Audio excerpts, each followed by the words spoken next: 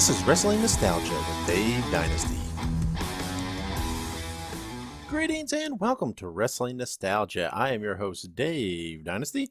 Thank you for joining us for another episode. We have a good one today. We have author Tim Hornbaker on. We'll be talking to him in just a little bit. His new book, The Last World Champion, The Legacy of Nature Boy RIC FLAIR, is now available, just freshly out, and you can find that in all book retailers, in brick and mortar stores, and online like Amazon, etc. Go check that out and get yourself a copy. Before we get to that, let's talk about, really just one piece of news item. And I'm not going to talk about it much because everybody in the world is talking about it to death. As we all know, CM Punk was fired from AEW on September 2nd. And again, I'm not going to go too in-depth to this. I wasn't there, obviously. There's two sides to every story, and there's probably two interpretations to each of those sides, etc., etc., etc. But let me just say this: if some of the information that's out there is true, I feel like this might have been a little extreme. I don't feel like the threat was what is being perceived or being portrayed. I feel like Jack Perry should have maybe got some punishment in this as well. But again, I wasn't there. I don't know the situation, and it is Tony Khan's company, and he has the right to do what he feels is appropriate for that. I can say that I am personally disappointed. I'm not what I would call an AEW fan at all. I don't watch regularly. I don't watch all their programming. I just watch bits and pieces and clips.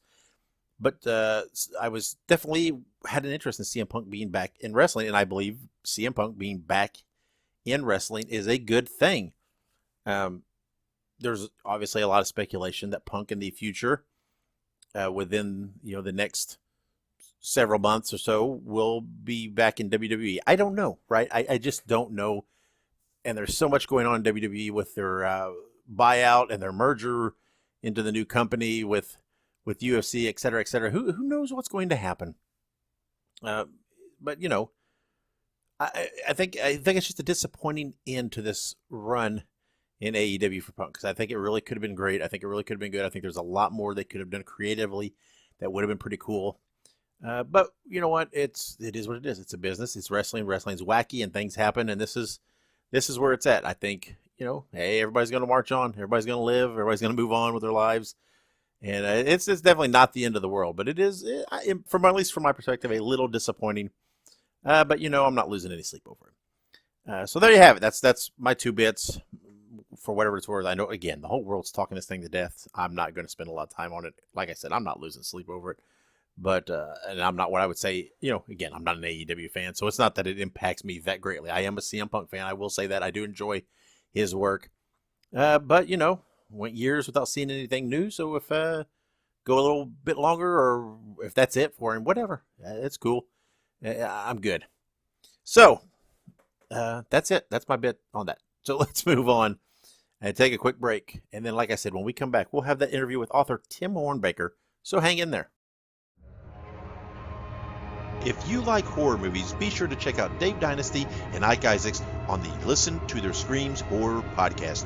It is available on all podcast platforms and on social media at Listen to Screams. That is Listen, the number 2, and Screams. All right, we're back here on Wrestling Nostalgia, and we're being joined by noted wrestling historian and author Tim Hornbaker. Tim, how are you doing? I'm doing very well, Dave. How are you? I am good. I'm glad to be on here talking to you. You've been a guest I've wanted to have for a long time and pick your brain a little bit, but now's the perfect time because you just had a book released called The Last Real World Champion, The Legacy of the Nature Boy RIC FLAIR. So it's a perfect time, and we'll get to the book. We'll talk about it. Before we dive into that, I always like to ask people, how did you first become a fan of professional wrestling? That's a great question. I think it was around actually the late 80s, and I was a young man, probably 12, 13 years old at the time, and I caught the WWF on NBC. I think it was Saturday night's main event, and was just, attracted to the colorfulness, the skill of the performers, and just the whole circus, I would say, of what the WWF was presenting at the time. So as a young man, I got drawn in, and then of course, as soon as I learned about the NWA and other promotions and then the history of the business, I was just, addicted to it at that point. So it was an interesting way to enter the business, but I think at that point, as soon as I caught it on TV, I had the bug.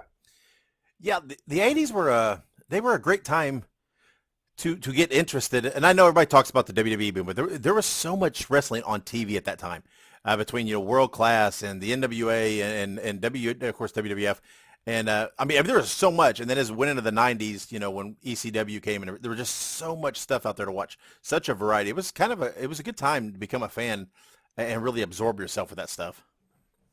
Absolutely, I agree 100%. If you were looking to, you kind of get hooked on something initially, and then you learn that there's more going on, and you branch out and you try to catch more and more on TV, or even if there's a regional promotion in your area, you get that bug, and then you want to learn more. I was buying the newsstand magazines, and I was reading about the Von Erichs, and reading about different territories and even international wrestling. And you really get a sense during that time, and even now, for young people who get a taste of wrestling, you get a little bit of interest, but then you see that there's a much larger picture out there. Yeah, I agree. And I'm some people would call it a little bit obsessive with things. When I get interested in something, I dive full bore. And I want everything, Yeah. and I want to know everything. I want to trace back, and I think that's the historian, the researcher. I mean, I'm sure you have a lot of those similar characteristics with what you do. Let's talk Absolutely. specifically real quick about your new book on Flair. It's a great book, but there have been other books on Flair, right? He wrote a book. I'm sure there's other things out there. Why did you feel that there needed to be another one, a more definitive telling of Ric Flair? That's a great question. Yeah, he's actually contributed to 2 autobiographies. There was one that he did by himself, and then he did another one with Charlotte. And then there's been several mainstream documentaries. And, yeah, there's been an endless amount of information on Ric Flair. And I knew once I had decided to pick this topic, and I'll say that I picked it because I was interested in Flair and actually doing it from a historical point of view. I know these other projects had tried to tell his story, but there was always kind of, a certain perspective from it, I would say. And, Right. and mine was going to be a historical perspective. I wanted to tackle it from the work of a researcher and a historian who was not going to be biased and was going to be independent and was going to utilize every means to tell the story accurately as possible. So I think that kind of drove me, and I knew that there were going to be challenges because of there's so much material on him. But I felt confident that I was going to be able to do it in a new way with a new voice and give readers something a little bit more detail and facts that they might not have gotten somewhere else. Yeah, and I think you accomplished it. I think your book is the definitive book on Flair, and it's very impartial, right? And it's very. How hard is it to do that when you're writing not just the Flair, but any book, to write a biography, to put aside your personal feelings? Because you watched a lot of Flair. You were during that time period. Yeah. How hard is it to put aside those personal feelings and experiences when writing about someone, to be impartial? It's very hard. I think that is. I want to say it's something that I've learned. I'm going to say that it's been hard through the years because I've written about, Ty Cobb, the Mm-hmm. baseball legend, and Shoeless Joe Jackson, and it's hard not to be, caught up in the fantasy of what these guys did. Baseball, and, baseball is different from wrestling, but there's kind of the same because you build up these legends. Yep. And it's, you get caught up in it, and you see the movies, and you almost kind of become part, they become, bigger than life in a way. And Ric Flair is no different. So I definitely had to separate the fan in me from the historian to write this book and to ensure that it stayed true to form. And I think one of the challenges early on that you kind of have to develop is you have to develop a voice for the project. You kind of have to develop the narrative of how you're building it, and then you want to carry it through each chapter to the very end. And I think, again, it's hard work, and it's something that I have developed through the years. But again, this was not something that was easy. It definitely took multiple years to complete and to ensure that I had the right voice throughout. And of course, my editor at ECW Press was always Michael Holmes was always there to lend a hand. But it definitely was a challenge. I will give you that 100%. Yeah. Yeah, and I like that you draw kind of some parallels between the baseball and wrestling.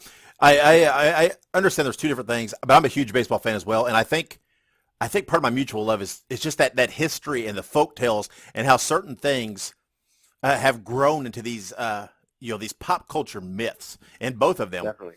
and these Yeah. tales, and it's almost mystical, right? It's these like bedtime stories or something, and it's so fascinating. And I'm glad I'm sure there's other people too, but I'm glad you mentioned that I'm not the only one who has that No, that for mutual sure. drive with both those.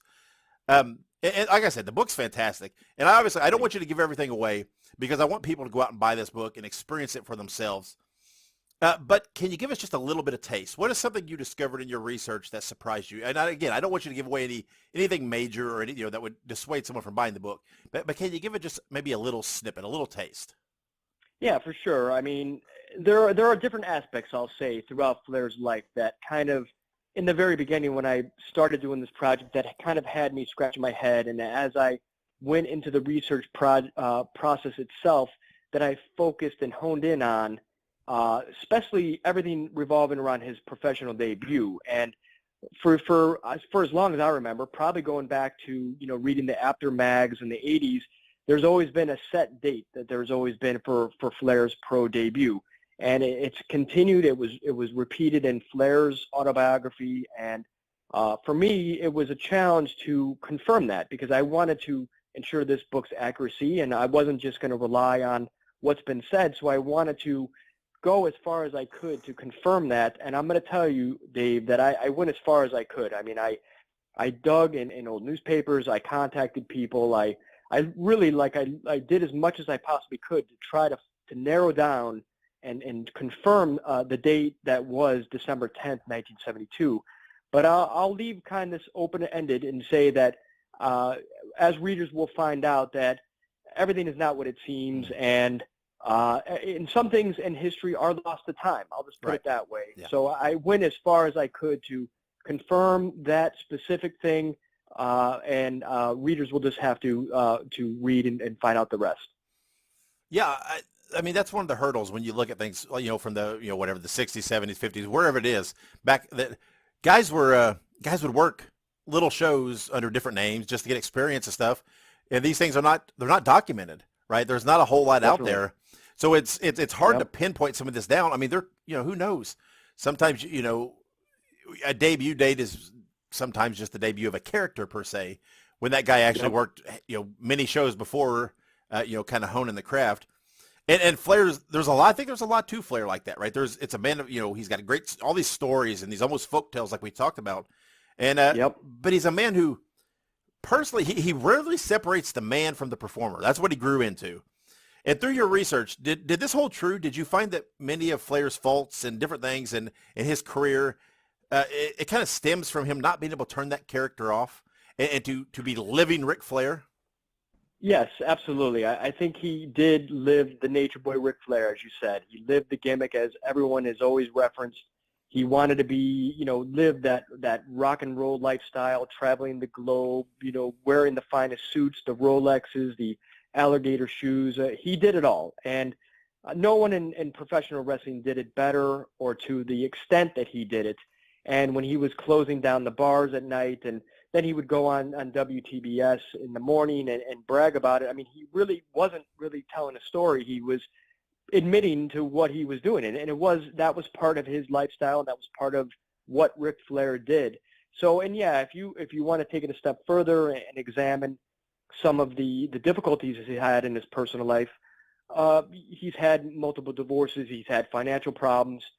All of these things can be traced one way or another, and I'm not a psychologist. I can't proclaim that I know definitively what was going on at the time, and I don't think anybody can say that one way or another. But yeah, from what has come out and what is in the public record, it is clear that, the money problems and whatnot, there was the overspending and maybe, the infidelity on the road and whatnot. And again, I'm not professing to know everything about those details, but yes, his living the gimmick and living that lifestyle did impact his personal life. Yeah, it's almost like the whole chicken and the egg, right? I mean, what stemmed what? Was it the success that he was tasting that that stemmed his lifestyle, or was it the lifestyle, him being so invested in it that helped him succeed? Right? I mean, it's which fit what? Yeah. It's hard to tell. Yeah. It is. It is. And, I think once he got taste of what wrestling was going to provide, and the kind of money that he was making money so easily. I think Yeah. he found success. Once he left the AWA and then he went to Charlotte, the money was flowing very easily at that point. And it's hard not to be overtaken, especially if you have that kind of a personality, you're charismatic, you love the party. So he's making all that money. He's a young man. He has the attention of every woman in the area that loves wrestling. So he gets that bug from an early, point in his lifetime, and he just rolls with it. And I don't think he stopped to even today. It's just the Ric Flair, Nature Boy lifestyle continues even today. Yeah, and you see that so much, not just in wrestling, but just in all throughout society. When someone has some success, makes some money, they often don't pause to think of the future, right? And they just think, oh, this will always be. Right, I'll always be successful. Yeah. I'll always be on top. This money will always be coming in, so I don't need to worry about that. And then so they burn through it, and typically there comes a day when they hit a wall, and that stuff happens, and and there you have issues. But you also have many other great books, right? We talked about wrestling and baseball, and there are lots of other definitive biographies, like you said, Ty Cobb, Shields, Joe Jackson. But then you also have one on Buddy Rogers. Lots of great books. When do you have a method to choosing your writing topics, or is it just something that interests you and you think, I'm going to dive into that? That's a good question. I think I have, a mental list of people or topics that I've been interested in or that I am particularly interested in, and they stay with me. And I think once I am done with a book, and I kind of have to assess what I'm looking at. And I think with the Buddy Rogers book, I'm going to say that was more of a personal interest because I knew it was a difficult topic, and I knew there was a lot about him that hadn't been told. And to be honest with you, Dave, I didn't even know if I could do that book because there were parts of Buddy Rogers' life that was so mysterious and so many question marks, and I needed so much. I'm not going to say I needed so much assistance, but I needed to connect with certain people. And I will say that had I not connected with Bobby Davis, that book would never have been written. So, and if I did complete it, let me just say if I did go forward with it to the end, it wouldn't have had the authenticity that it needed that I think that it now has because Bobby Davis knew Buddy Rogers so well. So I think, with that book, that had its certain challenges. Death of the Territories, again, was another complicated book because it was covering so much ground. So I think I've definitely taken on some challenging projects that I knew were going to take multiple years in doing. And even now that I've completed this, even though I've announced and probably, you were going to ask me or, we were going to get to the point where what's going to be next. Yeah. I am, I don't want to stifle that question. We can talk about it more. But I am going to take a little bit of a break. But even now, I have ideas of what I would like to do. You know what I mean? And there's topics and organizations I'd like to write about. So it does happen. You get to this, you finish a book, you want to come up with your next topic, and then you think about how can you get it done. Yeah, and I'd like to dive into your process just a little bit because again, I'm trying to be a historian, right? There's things I try to research. I focus a lot on the WWA Indianapolis Midwest stuff. I'm a big fan of that, and I try to dive into that stuff. When you have a topic and you want to dive into this research, where do you begin? Where do you feel is the best way to start to dive into your research topic?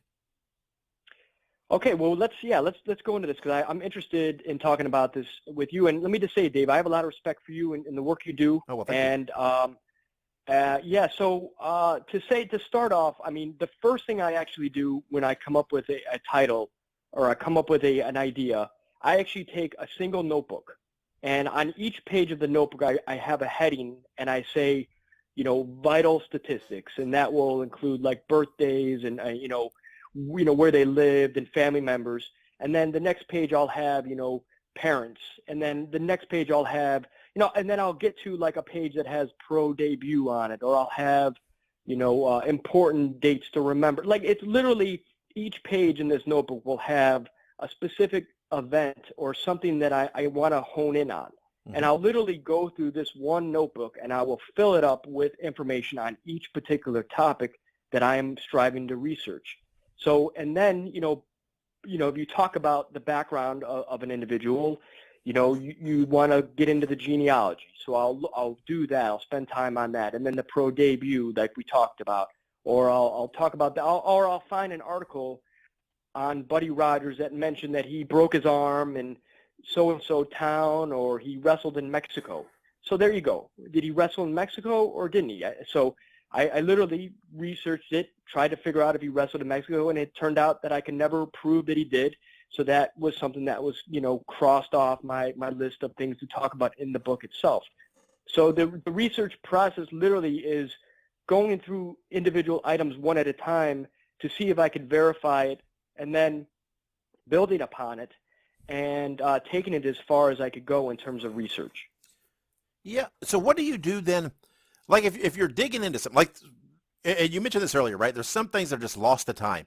When you're researching something and you're trying to find that information, you're trying to either prove or disprove something. Say the Buddy Rogers wrestling in Mexico. When do you know to call it? To say it's just not possible, right? I mean, or there's, because with me, there's always that lingering thing in the back of my head of, man, if I just keep plugging a little bit, maybe I'll find it, right? And it's hard to let that go.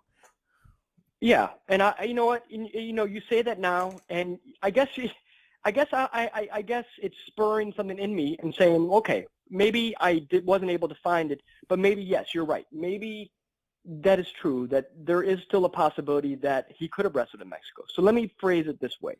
You get to the point after spending 2 or 3 years on something, and you devote as much time as you can. If it's 1 year, or researchers do things differently. So if a project takes 3 years or 2 years, and you've given all you can, and you've searched high and low, and you've contacted people, you've searched newspapers, or you've done everything humanly possible, at that point as a historian, you could say, all right, well, I've spent 2 years looking as far as I can go and doing everything I could possibly do. I wasn't able to prove that he wrestled in Mexico. So I think maybe that's how I would better phrase it than saying, no, he definitively didn't wrestle in Mexico. So it's a matter of going as far as you can go at the time. And if it comes out later that he did and there's definitive proof, you could say that's amazing. I'm glad that's solved. At the time, with the resources I had available to me, I wasn't able to prove it, but I'm glad something that came along later that was able to answer that question. Yeah. Do you ever set any self-impose a deadline for yourself for research, or is that all dictated by you're the publisher and everything else? Or do you, after a while, do you just tell yourself, man, I gotta leave this, gotta move on to the next? If I how hard is it to do that? Yeah, I agree. It is hard. And I'm going to say that there's been 2 different instances, because each of my books have been published through a traditional publishing house, either Skyhorse Publishing or ECW Press, all except for one, and that was with Scott Teal's Crowbar Press, and that was Master of the Ring, my Buddy Rogers book. So I'm going to say that with my Buddy Rogers book, I actually wrote that book, and it was during the pandemic, mostly during the pandemic, a little bit before, and I wrote that on my own timetable. I didn't have any deadlines, so I did that without any pressure of a looming deadline. With the other 2 publishing houses, I signed a contract. I had a publishing deadline that I had to meet. So there was, of course, I have crunch time. Oh my God, look, the book is due in June. I have to turn it in. So I'm going to be honest with you. Last year, I was going through some health problems, and my deadline was, I believe, June 15th. And I had just gotten a bunch of documentation that I needed to finish the book, and I couldn't do it on time. So I had to reach out to ECW Press and say, I need more time. They were more than understanding. They understand that things happen, and I described what was going on, and they gave me another month, and they would have actually given me more time. But at that point, you're just pushing back the release date. If we wouldn't have gotten it done at that point, it wouldn't have come out as it is now. It probably would have been pushed back to 2024. But yeah, having the publisher set deadlines, you have more pressure, more stress, and that's mainly what I've dealt with. Yeah. Yeah. So when you look back, like on the Flair book, did you when you turned it in, you said you asked for a little more time. Did you feel this is complete?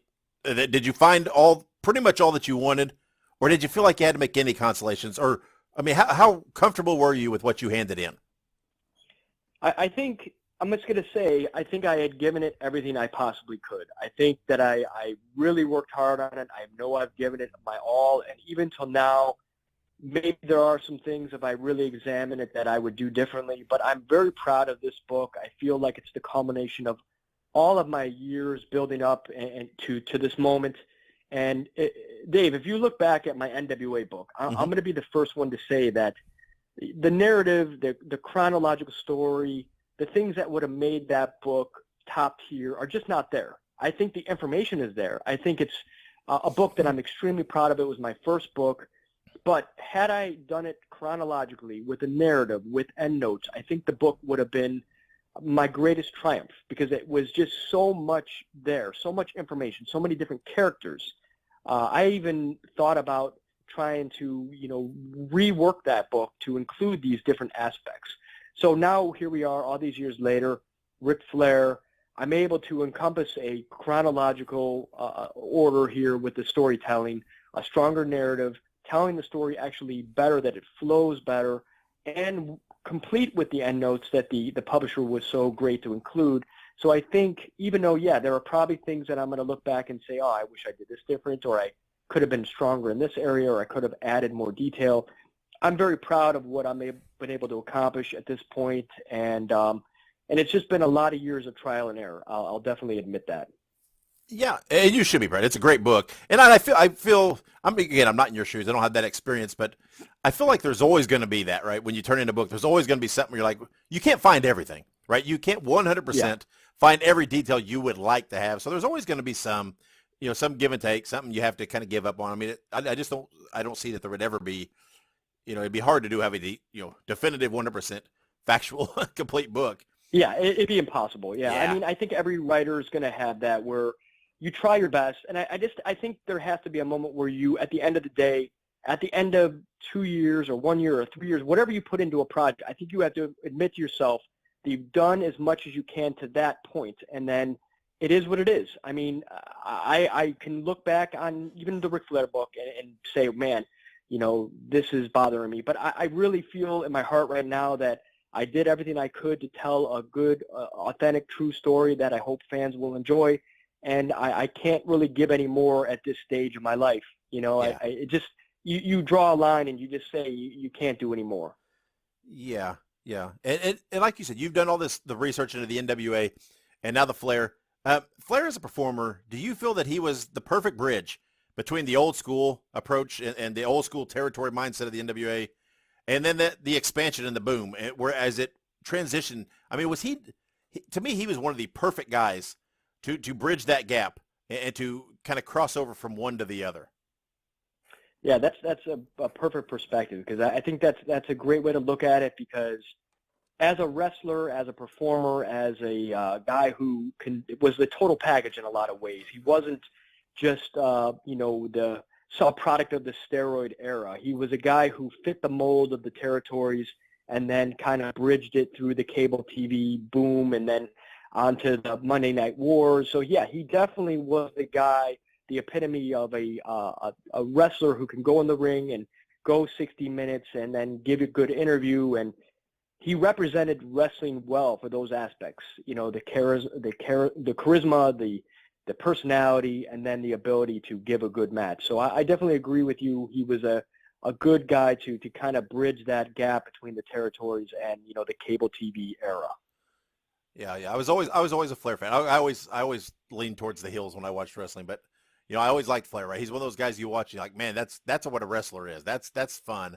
That's what I'd like to be. Definitely. And he played it up, and it was there was the believability about it, right? While he was bigger than life, it wasn't it wasn't unbelievable that a guy that had that much money and lived that kind of lifestyle.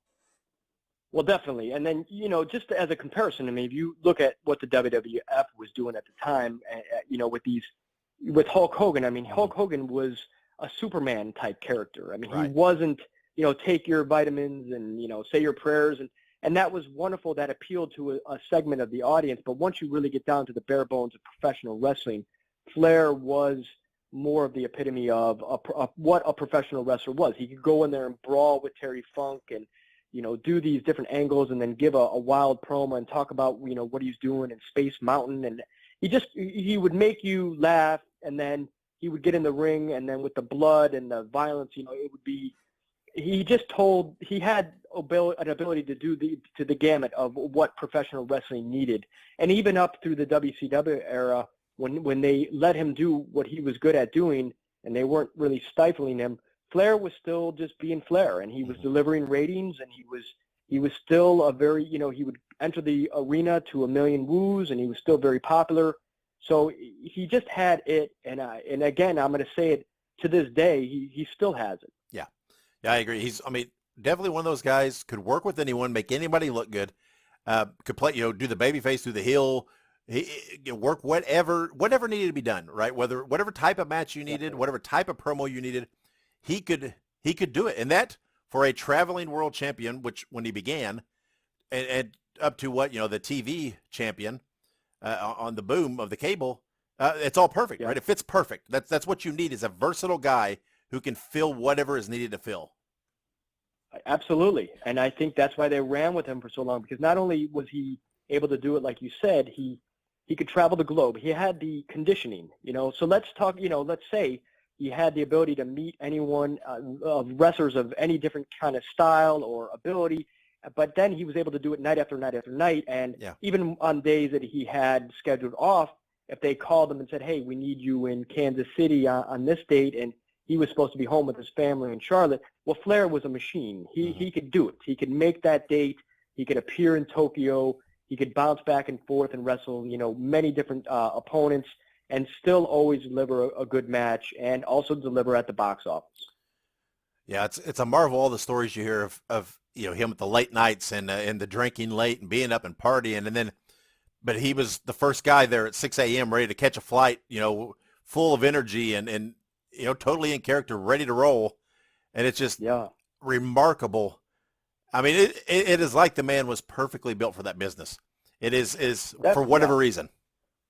And you really get a sense of that he loved the business. He just loved it. And I could even say, through his return for his last match last year in Nashville, while he is older and it is not the best thing that you would recommend, Flair loves the business. He wants to be around it. His podcast, his personal appearances, he wants to be around the public. He wants to be talking about the business, giving his opinion, and we because he's a legend, he should be given every right to do whatever he wants. He listen to the man. He's got something to say. Let's appreciate it and give him the respect that he's due.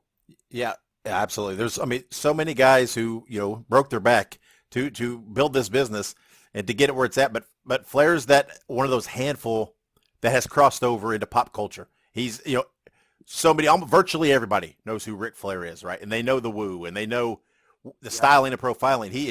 He's crossed to the next level, right? With a handful of guys that even non-wrestling fans know who Ric Flair is, and that's something to be said. Yeah, and that doesn't happen. That doesn't happen very often. Unless you are like John Cena and you or any of the guys, Batista, these guys that have crossed over into the mainstream in terms of TV and movies. Yeah.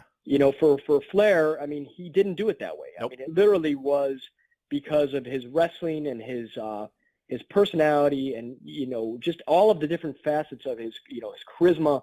And then, I think people watching the snippets on social media, on YouTube, it's hard not to be fascinated by his promos and his confidence and his overall ability. And I think a younger generation of fans are being built right now in front of our eyes because of what Flair did, even in the 70s, 80s, 90s, and 2000s.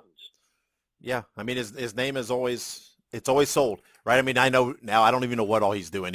I've seen that he's been in rap videos, and he's got I think an energy drink, and I think he's dipping his toe into the cannabis business, and he's all these things because I mean, his name is a product, right? His name is a whatever. You know, he could put that name on those things and give it some instant, uh, bring it up to a certain level. So, you know, that's something to be said for him, you know, being able to sell his name, market his name, and do this. I mean, right, I'm sure, you know, he had no say in what's in these energy drinks, but just him standing there Yeah. doing the woo, putting his name on it is going to help him. And, you know, and he'll make a few bucks, and that's the way it is. And then that's the way it should be. I mean, I think Yeah. once you get to a certain spot in life, you know, and he's in his 70s, he's been in the public eye for 50 years. You know, he deserves to have whatever he can achieve at this point. And I know that there have, you know, been naysayers about what he's done, you know, criticism about his last match. And Yeah. just, you know, Flair's going to do his thing. You know, he's just going to get out there and do his thing. And I don't think that you know, no one should to impede that. You know, for wrestling fans and for what he's earned, the multiple Halls of Fame and his legacy, I think Flair deserves to have any platform that he can achieve at this point.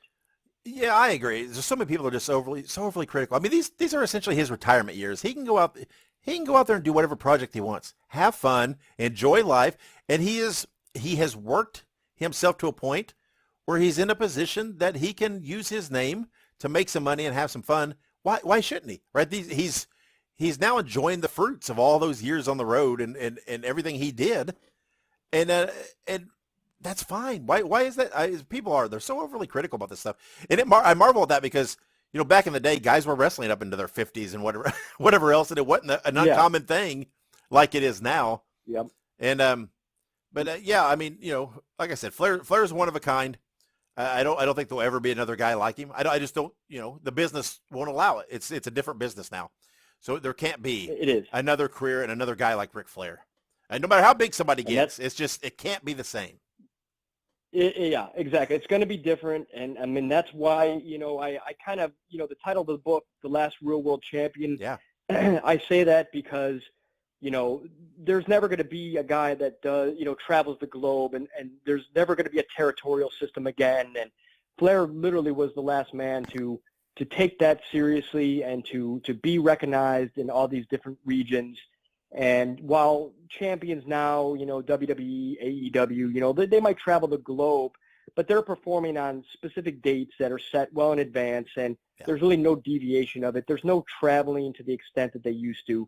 Yeah. So, yeah, wrestling has definitely evolved, and we are where we are in this evolution of the world and life and professional wrestling. And there's never going to be a guy who is challenged to the extent that Ric Flair was, and there's never going to be a guy that could handle it to the extent that Ric Flair did.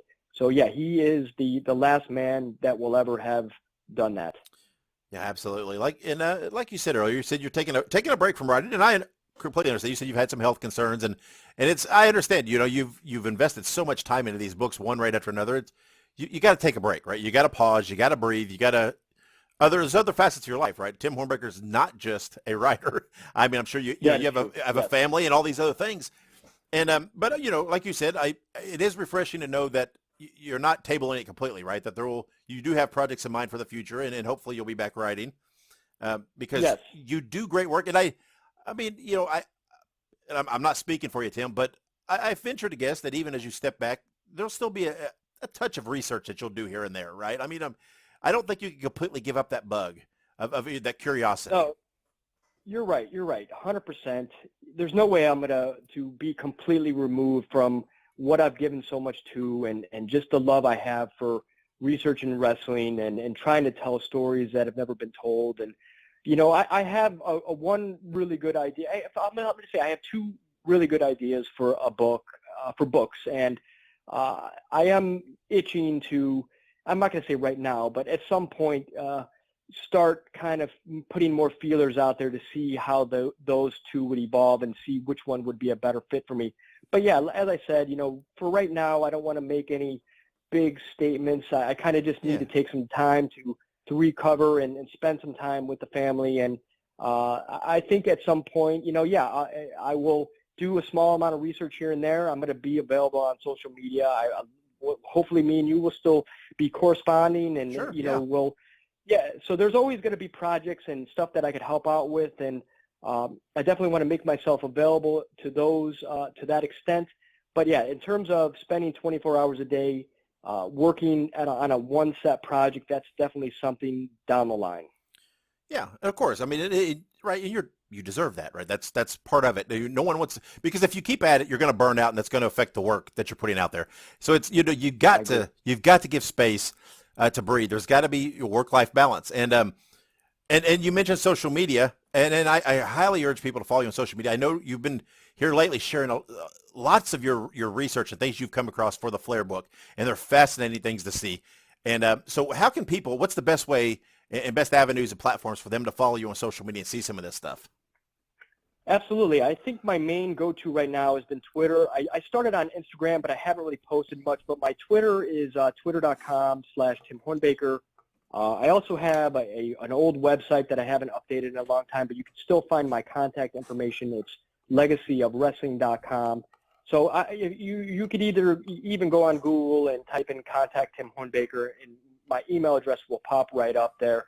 So I'm not hard to find if anyone wants to reach out and ask a question about any of my books or wants to, correspond with me in any way. I'm available, and I'm happy to talk with anyone about any of my books, or specifically the RIC FLAIR book that's coming out. So I'm happy to correspond with anyone.